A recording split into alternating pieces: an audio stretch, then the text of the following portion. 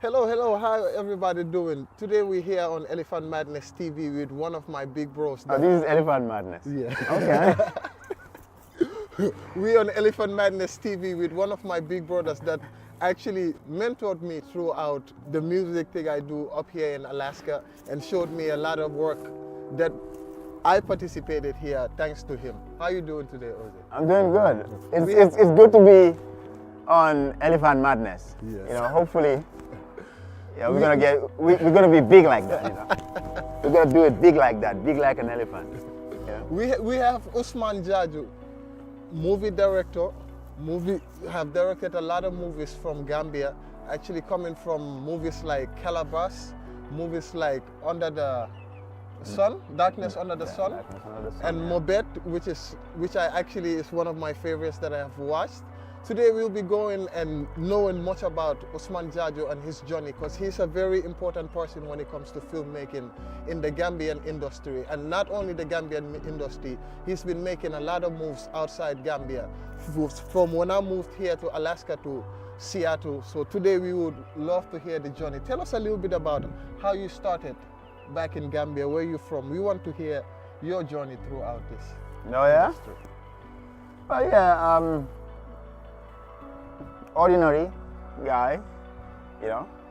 I consider myself, I describe myself as a Taliban, you know, a rebel.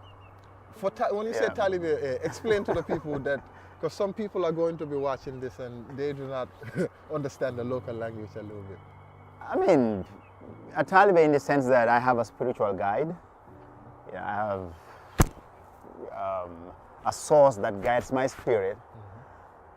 Yeah, and connecting to my connectedness to that source is why I consider myself a Taliban. And a Taliban is like it's from the word talib, which is just somebody that is a student, a learner.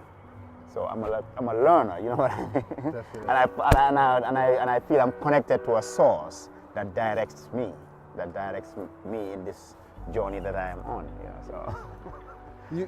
I know you already said you're a spiritual person. Tell me. I'm not sure if I'm a spiritual person, but I'm connected to a source that directs me spiritually. Yeah. Spiritually. Yes. So I'm not sure I'm there yet. It's just a kind of saying you are free, being you kind of a Rasta. I guess that's what classifies a Rasta is, if I'm not wrong. No, you're wrong.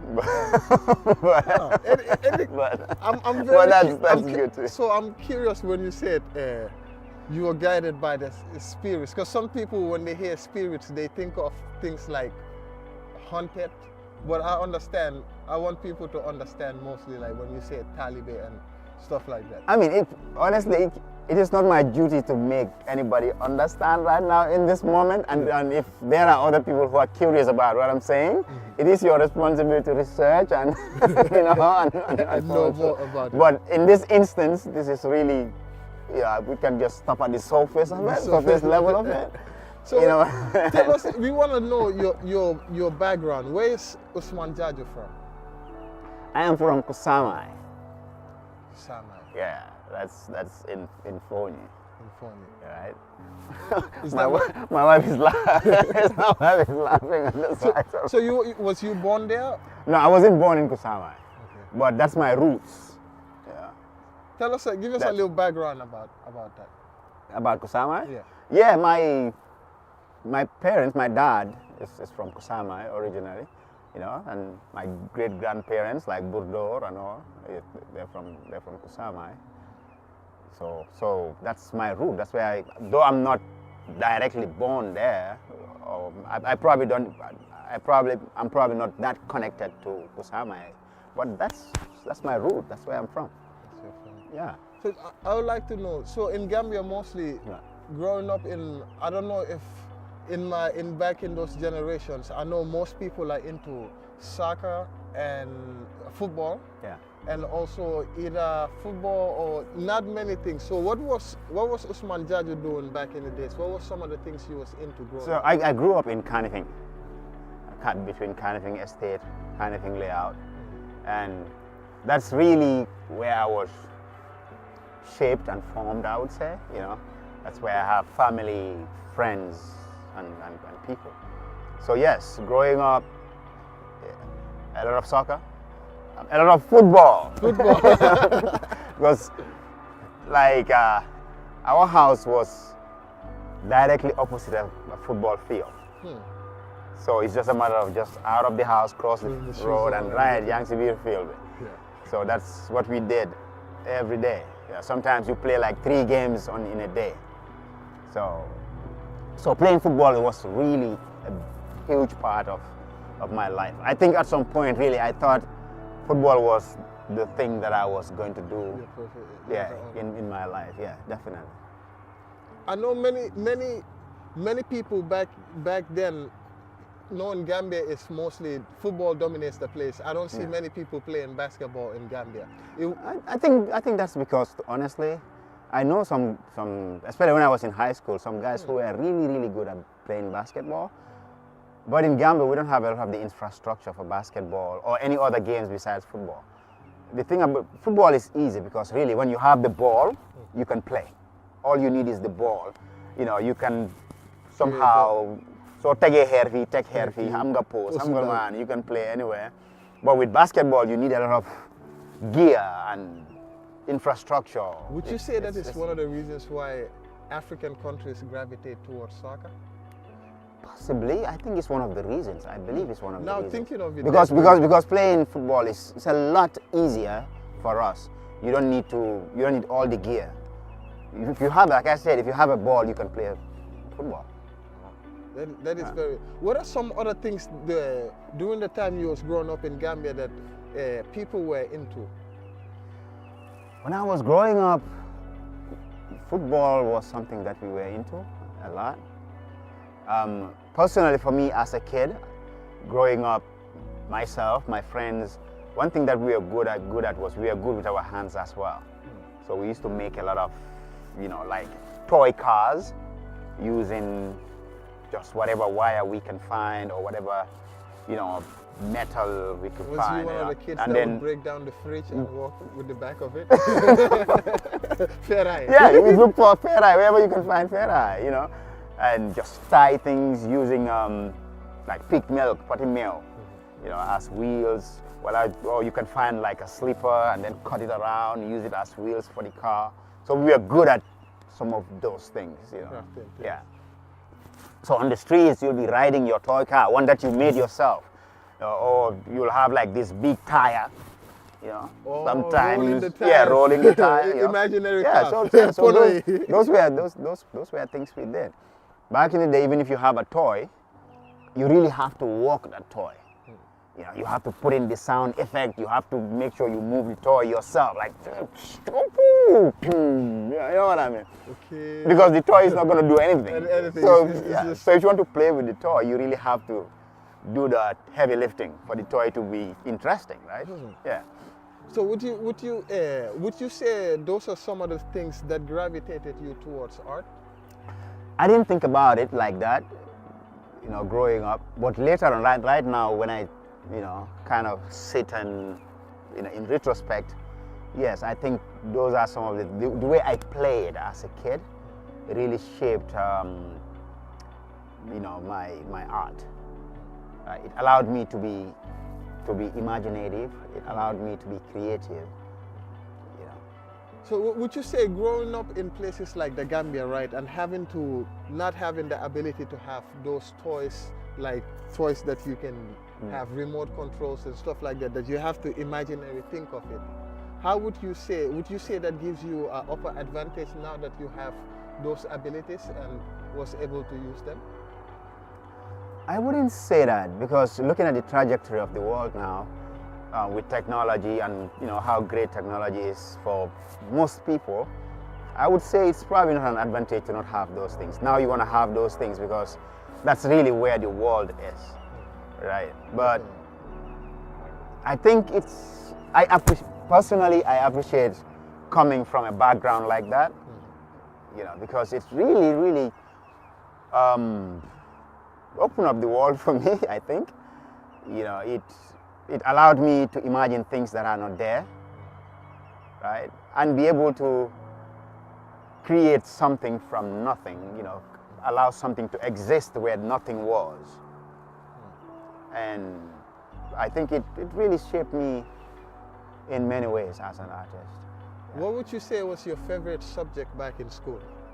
Oh, back in school, I especially when I was in high school, I loved literature in English. Yeah, literature was, I was surgical with that. Yes, I think I was. I mean, yeah, I was really good. I was really good at literature. So going through school, which school did you attend in Gambia? I attended Danso. Danso Potikava. Mohammed Jau actually went to Danso. Don't mess with Danso. Oh, okay. Arnold Dano went to Danso. So Danso is actually great. What are you talking about? Yeah. So I went to Danso and then LK. Okay. Yeah. LK Larikuna. And then St. Augustine's. Okay. Yes. Man, your first two schools was was very questionable. Very. That's messed up though. But if you went to Danso and LK, please do not attack me. I loved dancing at LK. I did during my fural days. Let me tell you why Danso is so great. Right? Danso was a really big school, like really big. Okay, you have like, I don't know how many students were in that school, but it was a big a big school. So imagine a big school like that, you know, accepting all these kids in around that neighborhood of, you know, Larikunda, Serekunda, you know, all these kids coming to that school. I think, Definitely. you know, and it was relatively cheap, I think, to go to that school. Yes, you know, compared to the other schools that were around. So, looking at the kind of resources that the school was operating on, versus the number of students, you know, the huge number of students that were in the school, I think the school did pretty good. Very well. I even think of this nowadays that if you look at the statistics on people that went to schools like government schools and you look at them now versus people that went to private schools, you will notice the people that went to government school have a stronger hustle than the people that went to private schools, in my opinion, from what I can see, because I feel like it's the way they mingled in school and had to maneuver through this amount of students versus the private school students that had one-on-one. I went to private school myself, so I can see some of those things. Right. What are your thoughts on that? I don't know. So some of those things are neither here nor there. You know, like it just really depends. You know what I mean? Yeah. But I see your logic. You know what I mean? I see your logic. But it's not always like that. You know, I know some people who went to private school, and you know they're very sweet. I mean, like my boy, like Wagan, for example. Wagan went to Marina. You know what I mean? But Wagan is actually very street smart. You know. Yeah, Wagan. He will take this as me giving it. I'm not giving you credit, but he's street smart. You know what I mean? And he went to Marina. He went to you know. Definitely. I guess that plays a part. But I understand your logic. I understand your logic, and there might be some amount of truth in that as well. Definitely. Yeah, so tell us, growing up in Gambia, while you was doing stuff, who are some of your mentors that was popping back then that you guys look up to, or you would say majority of the people in the country look up to? It depends on what exactly. Like I know when it comes to like me doing art, you know, like painting and drawing and some of that, it's qualified. You know, Milayan. Who's qualified? Just a little brief. Yeah, you're too young maybe. But qualify is, you know, he lives in Canning Estate, you know, and wonderful guy. He's like a father to me. In fact, there are some people say that I kind of look like him. But he's an artist. You know, he does sculptures and painting and all of that. You know, he used to have a lot of doves at his house. Like, interesting guy. You should really, in fact, when you go to Gambia again, maybe you should probably try to interview him. Because he's still out there. Qualified. Yeah. He's a major Would you artist. say he was somebody that influenced you in the art, or was you already into it before you? I think I've always had the talent, you know, that natural talent in me. But just being around him seeing him do it. He used to do like rough sand paintings and sculptures and all that. So, and I used to spend a lot of time at his studio, which he had at his house there on B Block, kind of thing. So just watching him do it and all that, that allowed me to also kind of improve my own skill. And sometimes I will ask him questions about one thing or the other, and then he would show me how he's doing it. So that was really good to see. When would you say you notice that, okay, I am really good at art, this is something I see myself having as my professor in the future? I think it's always been there.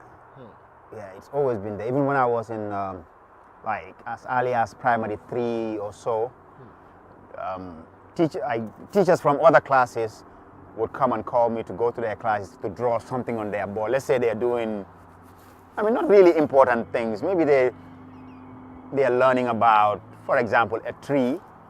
So I'll just go and use a chalk and kind of do a sketch of a tree on things like that. So I did things as early as primary 3 or That's so. so school. Send teacher, draw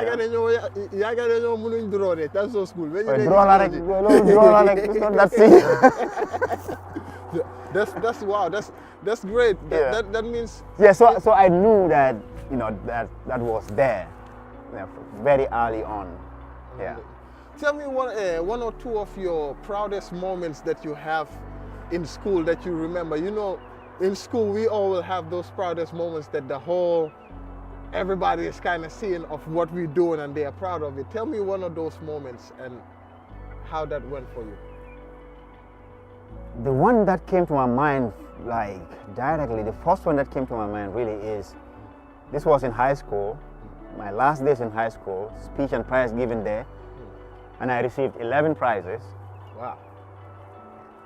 But it's not about the prizes. The important thing for me was my foster mom was present, was there. And that was the first time she was like at my school, to see what you were doing. Yeah, so that was a very proud moment for me.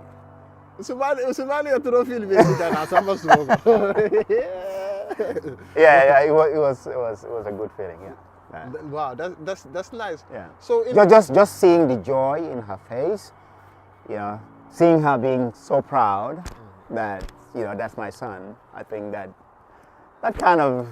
Yeah, that was like this is what I was waiting for. I made this woman proud. I made my mom proud. I think that was good. It was a good feeling. Yeah. Take us through how a life of somebody graduating in school, you at that time just finishing high school. What are some of the activities or some of the things you guys would do at that moment? Like. How was that? When we were getting up, finishing high school, if I tell you that I was clear about what I was going to do, I'd be lying. Right? Yeah, I just had some blurry ideas about what the world after school looks like, after high school looks like. I mused over the ideas of going to the University of the Gambia, which I did at some point, but after a semester, I dropped out. You dropped out? Yeah, and. Yeah, but what we did was, me and several of my friends, we formed a youth organization called Youth in Development and Change. And that's really what we immersed ourselves in. And, of course, doing a lot of learning, through youth work and advocacy, doing a lot of writing. That's where we learned how to write like project proposals. That's also where I even learned to write scripts for stage and direct people to act, and because our literature teacher, English and literature teacher, Mr. Osas, was one of the guys that was mentoring us after high school, and we formed a youth organization. He was somewhat part of it, and teaching us how to do things, teaching us how to do drama, teaching us how to move on stage. How to also kind of maintain your character, which I think requires a lot of discipline. How do I have a character? How do I play a character, and then stay disciplined to play in that character? making sure that I stay within that character. It takes a lot of discipline, discipline, to do that. right? Because sometimes your body would tell you, let me do something. Should I do more? Yeah. But then no, you just have to stay in that character, stay in that moment, and also not be carried away by, let's say, the audience's reactions, or somebody in the audience says something, but just stay that focus. Yeah. Wow. So theater also teaches that, and it was good to be part of that movement, you know. So during those times, tell us how was equipment and using stuff, like how was it for you guys? Did you guys have all the resources you guys needed to perform? I mean, at the time, it was really, at some point we used to meet at St. Teresa's. You know, at the basketball lawn, and we just come. People sit over there and just maybe draw something and say, okay, this is going stage banging. This is going to be the stage. And say we didn't. Nobody cared about too much. You know, we just wanted to do stuff, and yeah. So that was the start of it in Gambia. So after that, what are some other stuff that you was involved in? We did youth in development and change for a while. I mean, for a long time actually. You know, doing shows at Alliance Franco. So Alliance Franco has been there for a very long time. Long before Iraq. Long before that. You know, we were acting at Jama Hall a lot. We used to get hired by, you know, like the UNFPA or UNDP, the UN systems, and we toured with the vice president back in the day. Wow. Around the country. Yeah, it was. Around the country. Around the country. It was not just all the way to Basel. How was that experience? It was great because it allowed us to be familiar with the interior of the country. You know, you meet other people from other parts of the country, and there were also a bunch of other musicians at that time who were in Gambia that were also part of the trip, like Maslavi and all of that, were there, the army band back in the day. Wow. So that's very different, man. That must be a very great experience to have to go and see all of that. I can't imagine having to do that back in Gambia. Back then, yeah, it was good. It was good. So would you say back then, somebody that's doing entertainment, art, or some type of drama, would you say you would be able to have enough money to sustain a living or take care of your family or build a house from that? No. I mean, even now, it's. I mean, it's gotten better, I think, but even now, it's difficult because back then, really, we could do all of that because we were young. Virtually no bills, you know, nothing. So you could pretty much just do stuff. So, and for me as a young person, the way that I viewed life, I believe, was just trying to open myself up to experiencing as many things as possible. You know, allow myself to just do as many things that I thought were good as possible. Yeah. Allow myself to learn as much as possible. And putting myself in all these situations of acting and, you know, traveling around the country, you know, I think it allowed me to really experience so much. And every one of these experiences is a moment to learn one or two things. And I think that's a good thing. But in terms of really earning a living from it, not really. Back then, even those who were like, I believe were bigger in terms of being actors or filmmakers or so, but I don't think they were making a living off of it. They were just following a passion, or maybe there was some form of hope, you know, hope that, okay, this thing is gonna get better. But even today, you know, entertainment is in Gambia doesn't necessarily put bread and tea on your table. I mean, not for everyone. I believe you have few people like I believe there are. I believe there are a few people who are like really earning a decent living from all of that. But it's not that way for everybody. In fact, for most people, it doesn't. Yeah, but I'm sure there are people that you can count. Some musicians probably, maybe producers that you can count who are hopefully making a decent living from the art. And that is good. That is a good thing, because part of what we did coming up, really, I used to direct Fila. Oh wow. Okay, and back in the day, Fila was the largest, in my opinion, the biggest entertainment show on Gambian TV. And you guys used to be part of the people who I used to direct that. I used to direct that wow. myself. You... Yes. X-Mile was presenting. Wagan used to be one of the executive producers with Haruna Drame and all of the Black Links. What was the organization it was on? Was that on the TV? No, it was being aired on the TV. But you guys have your own production. But we are doing the production, Mediamatic and Black Links. Who consists of Wagan and... Yeah, Black Links, you have Wagan, X, and their whole crew. And then you have Mediamatic, myself, of course. Aruna is the owner of Mediamatic, Aruna Drame, and the whole crew. We used to work together on Did that kind of come about, like all of you guys coming together and saying, hey, we're gonna build this, or was it just one person's idea and brought everybody along? Oh man, the way Fila came about, and the details of this might not be 100% accurate because it's a long time, so I may not remember everything, just in case something. No, just to put it out there. Yeah. But the way I remembered it, we did it when Flexman released his album Degluma Deglungamba. Oh, sorry, Degluma Degangamba. That's the name of the album. We did a short documentary for it, which I worked with him with Ibrahima Bari or something. He worked for the GRTS for his show. And after that thing aired, we thought, man, this is really cool. What if we could have like a show on TV that is like that? So I don't know who approached who, but I know we talked together. Wagan, X-Miles, myself, Flexman, and then we are thinking about, an all Gambian TV show that we could do. And then we are just throwing ideas, writing concepts back and forth, and all of that. And okay, wow, sikano. And part of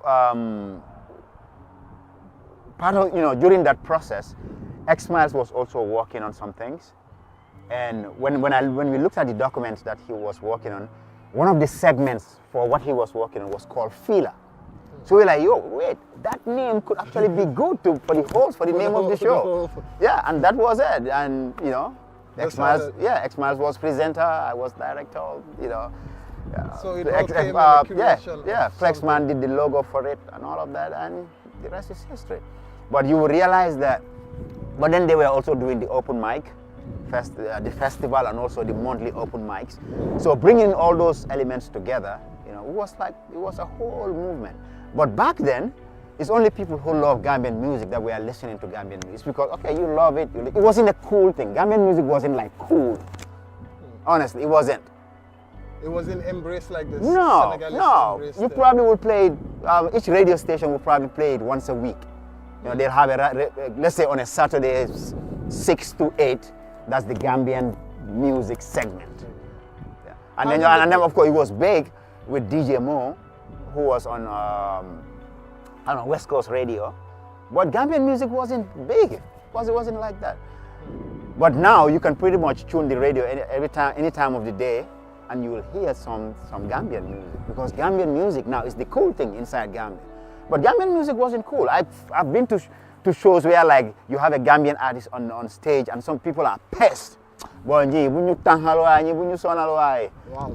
so it was actually, they was not motivated. No, that's not even a long time ago. Okay, what brought about the change? And anybody I challenge anybody. I don't care who it is. What brought about the change? For people to really embrace Gambian music the way it is right now, is open mic, Black Links, Fila. Of course, not just that, but this is like, there are like DJ Mo was playing Gambian music for. But I'm just saying, this is the movement that really revolutionized the way Gambian music is perceived inside Gambia. I will agree to that from what I have seen, because open mic is one of the events I think all the artists used to look up to. It's something that the community, everybody in Gambia know, okay, this is their time.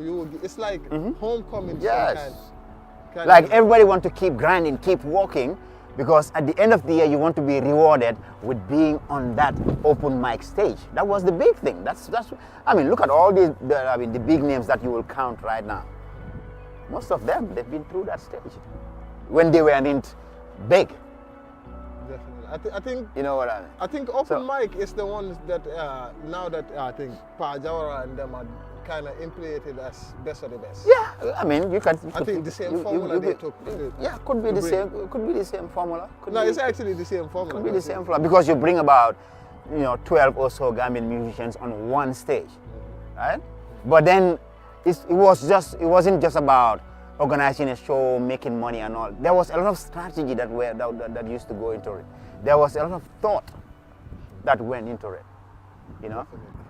Wow. Yeah, so that's the thing with the music. The thing that revolutionized Gambian music is really, open mic festival, Fila TV show, and all that movement, all of it coming together. And like I said, it wasn't just people organizing shows and all that. A lot of thought, strategy, and ideas went into it. And these are ideas about building. It's not like, we organize show, like, kuneka makes a halis, you patch, everybody collects, everybody collects their bags and leave. No. The next day when we wake up, we are grinding, So would you say it's a non-stop? No, it was a non-stop movement, because every day we are creating something. We have taken our cameras and going into the neighborhoods. Let's say you are an artist, we come to your neighborhood. What are you doing in your neighborhood? How connected are you with your people around your neighborhood? What do you do in the studio? How do you create your songs? What are your thought processes? So Gambians were not only hearing the music, but now they are seeing these artists at a personal level. So now they understand what these people go through to create what they create. And that's how that connection, that's how they started building that connection with the artist, to an eventual appreciation of the art. Wow, that is very interesting. Yeah.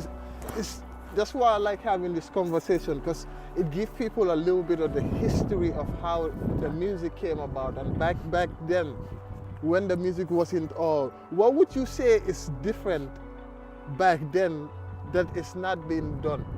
Or if you was to go back, what would you change? If I were to go back, what would I change? Yeah, because right now we would all agree that Gambian music is at its highest level.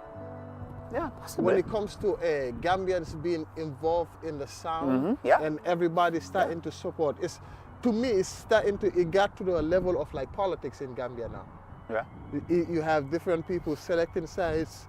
What do you think? I mean, for me, if there was, this is more like a wish than anything I want to change. My wish would have been for us to have a connection, an interconnection of the generations. When we talk about the 60s, the 70s, they talk about how Gambian music was big with the Ifam Bondis and all of that, those groups, Super Eagles and stuff. I love the Super. I think the Super Eagles don't get much love. Yeah, and then during our before, I guess let me say my time and all that, there was, let's say, the Born Africans and how to call it, dancehall masters and all of that. But you realize that there is no connection between, those who were doing music in the 70s to that generation. But also, I don't see any connection, any significant connection between that generation of the Born Africans and dancehall masters with, let's say, the generations of the Singates and the Olugandas and the Jalexes. I don't see any significant interconnection there. But also, I don't see any significant interconnection between that generation of the Jalexes, the Singates, and the Olugandas with now the generation of, the Jizzles and the people that you have right now. I would say, would you say? So if at all there was like that, usually it's like, okay, they are no longer, they're out, they're not doing this anymore. Yeah. And then we start fresh completely. But wouldn't it be beautiful if, like, let's say all those, those from the era of the born Africans, we still have people who are doing music actively, recognized and still respected. Okay, you come to the era of the sing-artists and you have people who are still doing. I mean, I'm not saying not all of them are out of it. Some of them are still doing. But I'm just saying, like, that generation was still active and respected and recognized, and then connected to what's happening right now. Wouldn't that be a beautiful thing? That would be. Would you say that there's a lot of fight in it? I don't know. Looks like it. No, Looks like it. From what you have all these petty beefs going on left, right, and center about this, about that. You know what I mean? I mean, it looks like there is. You know, when you go to other countries, you have. Let's just use our neighbors for example, Senegal. Yeah. You will have artists that are like, probably in those generations that if you ask them, their people of now probably still know them and still follow the traditional sounds that they do. But I don't see that same love for Gambians.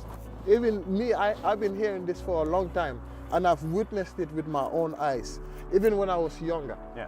When Senegalese, let's say for example, July 4th, when Senegalese come to July 4th, I have went to one show myself, I still remember this. I was in high school this day. Ousman Jau was the Gambian artist that got selected to come perform. Yeah.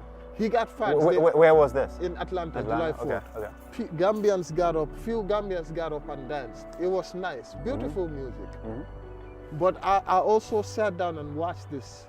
And also, right when the Senegalese act came on, the whole erupted. The whole crowd go crazy. Yeah. And if you check the percentage of Senegalese and Gambians in the building, Senegalese won't even have 10%. So that told me even at a young age that, wow, our own people are against our own people. So that's why I like the fact that this generation is taking the time. I think the people also play a part of it. I'll partially blame the people, Gambian people somehow, because if you don't take charge and support your artists and show them, like we see Senegalese, they do it. Yeah. They show Ousman Jau. I'm in the 10th grade in America here, opening the history book and seeing Ousman Jau back there. Oh, yeah. Why can't I open the same page and see Jalibakuyate back there? Those are some of the things. So in my opinion, it's like there is something, they've been fighting each other. The only person I see the thing about Gambia also, Gambian generally, ñun dañ mëna xébaté. You know what, we kind of belittle each other. And it's okay. That's because, in my view, it's because, we all meet on the same Caraba Avenue strip. Yeah. Understand? I know your house, I know where you live, I know your dad, I know your mom, I know, where you sleep, I know what you eat for lunch. Yeah. You know what I mean? So nobody respects anybody at the end of the day because, like they say, proximity breeds contempt. When people are way too close to you, that star element diminishes somehow. Yeah. I feel like when people have too much of you, they have way too much access. You can pick up your phone and call pretty much anybody you want to call. Even money, if we had it all, everybody can pick it up anywhere. People probably wouldn't value it. You can't value it. So that's the thing, because we all just on Caraba Avenue and we get all the time, so nobody cares. Wow, but it shouldn't be like that, but unfortunately that's just the way it is. What do you think about the new generation of music, this generation? What are your takes on it? I think they're doing pretty good in terms of, doing the music that they're doing, and I think they have really, really huge following, fandom, and that is good. That is good. But I also think they should be careful not to mess it up by just focusing, by being petty. You know what I mean? By just the pettiness of it, fighting here and there, arguing over nothing. These are some of the things that can really screw you. It's going to be a lot of negative energy. And then where you have a lot of negative energy, it's difficult to make real progress. I remember Jollof Man used to say, Gambia, ñun bari lewuñ ba pare di wàññi. That's a really deep statement. We have too little, but we're still trying to reduce. You know, instead of building and growing and moving forward, you know what I mean? We're just trying to reduce. We're just trying to pluck people off. We're just trying to take things off the little that we have. We don't even have. Do you think the same so we trend have to that was build. back in the day is still continuing as today? I believe some amount of it is still continuing. You know, we had so in as much as we are making progress, we have to be cautious not to really destroy it entirely. You know, I think we should continue building and continue connecting with people, you know, through our stories, through our art. Let me ask you this question. I feel like a lot of people, I even been curious about this. Out of Gambia, who you think is a bigger artist, Jizzle or ST? This is, and I'm asking for your opinion, not for what anybody else thinks. I pass. You're gonna pass that I pass. one, huh? If you ask me, yeah, I'm very curious on that question. I pass. What do you think? What do you think? I have an answer. Okay. I think in the Gambia, there's no even debate. ST is a bigger artist. In Gambia? Out of the Gambia too, I think there shouldn't even be a debate right now. Jizzle is. Yeah? Okay. That is my, and Kozo, ST, if you're hearing this, I'm still waiting for my future. So this don't It's not a diss. Okay. Baba, I mean, that's a good, but your boy is cold and he wants to leave. Oh, somebody's calling? Oh, okay. We're out here in Alaska. You see the By mountains the way, over if there. you guys don't know, so it's cold. If you don't know, it's really cold out here. Yeah. Very cold. We are That's why, like, surrounded I'm sniffing all over the place. I'm pretty sure they can see me doing this. And I came out here with shorts. Look, mountains behind us. Yeah, it's really cold. Before we go, I want people to know, or some people already know, because you have done some stuff in Gambia that I look at even seeing here as, wow, this is crazy. You might not even know it, but you motivate us, even me in general, a lot. Even when I came up here, you are the one that showed me around this place, took me to bands. I remember when I wanted to do a song with Maldun Mani, you were the first person that added me. You like, yo, Speedy General, we're gonna add you as a guest artist on the flyer. And by the way, if you don't know, the reason why they call me Starboy Ibrahima today, he plays a part in it. One day I remember we were sitting down. He said, boy, Speedy, you see yourself calling yourself in 10 years Speedy General? Speedy General. So I laughed it off. I went home. I sat down. I thought about this. So I started finding names. That's how Starboy Ibrahima came up, by the way. He contributed to me changing in that. So you can already see how influential he is in stuff. Oh, man. So I'm a mess. We've seen you've been part of many events. I have even watched you go back home and done movies from creating. You could have gone back home and create any movie you wanted to create, but you touched based on something that is needing awareness in the society and community. I'm talking about the Mabet movie. Yeah. It was something that I watched and was like, wow, I'm watching this from somebody. I know the person who directed this. Yeah. And it's talking about something that is very needed to be touched on in the community. And I feel like everybody appreciated it. Yeah. Tell me a little bit about how some of those stuff came about. Yeah, with Mabet, like, how maybe it happened, I was just going through, you know, my wife, she blogs, you know, she writes stories and stuff like that. So I was just going through her blog. This was before even we got married. Oh, nice. Yeah, it was back in the day when I was like... You were speaking on the Instagram, on the DMs. Yeah, you know, just going everywhere. Okay. So yes, I was just reading stories through her blog. I read every story on that blog, man. So I just came across that title called A Mother's Plea. When I saw it, I read through the story. I'm like, oh shit, this could actually be a movie, because the story was deep. But then as I read it, I could actually also just picture everything. I could have all these vivid images running through my head. And I'm like, this could actually be a movie. And I told her about it. I'm like, hey, this story could be a movie. I think we could do a movie of it. And she was like, let's do it. Wow. You know, so I just went, read the story, just got parts, and I started, you know, just doing like the screenplay. And that was it. The rest is history. Wow, so Yeah. so this all started with your wife's script that you read randomly Yes, just randomly on her blog. on the blog? Yes, the story is probably still there on the blog. Yes, just Wow, randomly like that.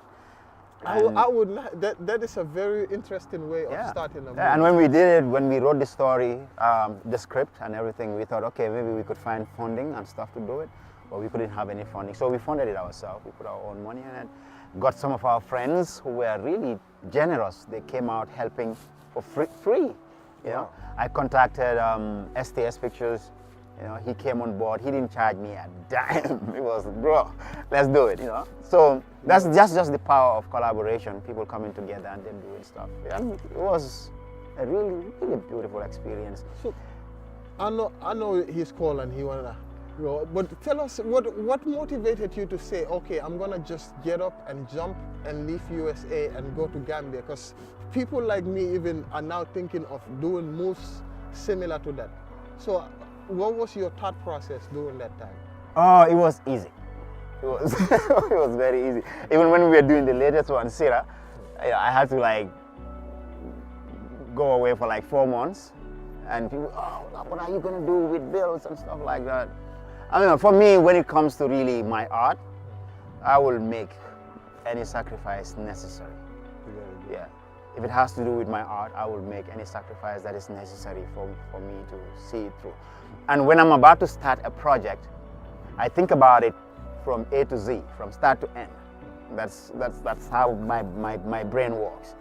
And I know when I started, I just don't want to do it half-heartedly, halfway, and then it's not finished, it's not done, or there's something missing. So I come out saying that I'm gonna go this amount of time and I'm gonna do it from A to Z, from A to Z. So my focus, my energy, everything goes towards that during that period. Nice. You know, the last one when we did it, we went and stayed in Makati Island for like about a month. Wow, that must be great. You know, where 90% of the cast, members of our cast, never acted before. That must be very difficult. I mean, at least never acted on camera. Before. Yes. Wow. I mean, it's hard, it's challenging, but I love those things. Because those things for me, they're deeper. You're not just coming there to make a movie, but you're also touching people's lives. You know, you are interacting with people, giving them an experience that they've never had before. But while you are giving them that experience, you are also gaining such an experience that you've never had. You know, so that exchange is deep, it's beautiful, you know, it's remarkable. The memory of it lasts forever. Yeah. That is very nice. Yeah. So I'm thinking of the same, like, so I'm pretty sure it's something that people think of, but it's difficult for them in their mind. It's hard. To just don't get me wrong. It is hard to just say, okay, I'm gonna put a pause on my life in the US and go to Gambia for an extended period to do one or two things. It's hard for anybody. It's hard for anybody. Yeah. So how would you say? How did you see? Give us some differences. You guys can come over if you need to come here. It's fine. Yeah, big nosy is a good thing. You will learn one or two. Oh, we're doing an interview. You may not learn anything too, but but you'll get to know what we're just shooting, and you are in it right now. No, it's okay. It's not a problem. It's just a free thing. We're not trying to be just float around anyhow. We're not trying to go crazy with rules and all of that stuff. Just float around. It looks nice, isn't it? But we can't seem to find any. Oh, you haven't seen any. Where are you guys from? Are you from here? Arizona, okay. Where are you from? Once upon a time, I lived in Alaska for over 5 years, and about 5 years ago, I left, and I just came back to visit this time around. I'm in Seattle. Originally, I'm from Gambia, West Africa. All of us. Oh, he was actually born in Alaska. Yeah. Yeah, I was born here. Oh, he's like you weren't. Why do you think? Why do you say he wasn't? Nah, he aired me out. Why do you think he wasn't? Because I heard an accent and I See? No, being born here doesn't mean he lived here all his life. He was born here, but he was sent back home. If you was gonna guess where I was from, where would you say? They always guess America, Jamaica. No? Huh. No. Say it freely. Sudan. Somalia? Somalia? You think? I think I'm too dark to be Somalia. You could pass for the Somalian. Nah. Oh no, they have some really dark Somalians. Yeah, but I think I'm too. You're I'll from give you another Arizona. guess. Give me another one. Where else? Swing state. Where? Kenya? I was just there. It doesn't look like You was just there. See, you would have never guessed that. See? it. And I was in Uganda. Oh, my wife will be going to Uganda on Friday. Wow, you was in Kenya and Uganda. What were you doing in Uganda, in East Africa? Hiked for the gorillas in Uganda. Yeah. Did some charity work at the hospital in the village at the base camp. Went on safari in Nairobi. And went to Tanzania, Zanzibar. Cool. What was that experience like for you? Loved it. Love it? Loved Guess what? What? You've seen more countries in Africa than me. All right. That's right, yeah. Man, but that is such a experience to have to go through that and doing the filmmaking. So how is it that, how would you say, what would you say is the difference between filmmaking, doing it in Gambia and versus doing it here in America? I think in Gambia you don't have a lot of the rules that you have here. You know, like you can in Gambia you can have a film without even doing a lot of government interference, like government, like the government structures and insurance and all of that. You know, in America you'll have to have, depending on how big your set is, you have to have your insurance right. You know, you have to go through a bunch of things. But in Gambia, you can pretty much show what today and just do it. And just do what you need to do. Yeah. Would you advise somebody that is into this type of field and is thinking of going back home to do it? What would you advise them to get ready for before going? Get ready for? Yeah. Just know that things are not going to happen the way that you planned, like the way that you imagine it to go. So be ready for some things going wrong, right? Definitely. Yeah, be ready for like a plan B, plan C, plan D, plan E. Yes, but don't give up on whatever you want to do. Okay, change the strategy. Switch gear. Do whatever is necessary, but keep moving forward. Don't say, "Oh, this is too hard. I've had too many disappointments. I can't do this anymore," and then quit and leave. No. Just keep going. Yeah, if things get hard, if you experience disappointments, switch gear, change the strategy a little bit, and just seek different partners if you have to. And that too, partner with people. Don't go out there and think that, okay, I'm from America, I know this more than this. Because some of the folks, in fact, I would say most of the folks there are way deeper and more experienced than we are. Yes, I have noticed that. Somebody taught me something about this camera. Yes, every day, yes. So you have to respect that. You have to work with people and respect their art, because these people they grind for what they grind for their art. They work hard for the things that they know. Definitely. Yeah, so you have to respect that. And find these reliable people, talented people that you can work with, partner with them, trust them, allow them to trust you, and go. A lot of times the experience is good. Definitely. Yeah. Listen to them. Don't go there and then you think that you have an autonomy over ideas. If you do that, they will be happy to work with you, and your chances for success would increase exponentially. Definitely, man. It was. I love this conversation here. I know we are cold and very. Yes, we didn't freeze here. We too para. So, what is something you would like your followers and people you you continue to show different type of moves all the time, what would you want to tell them, or what do you have coming in the future, near soon?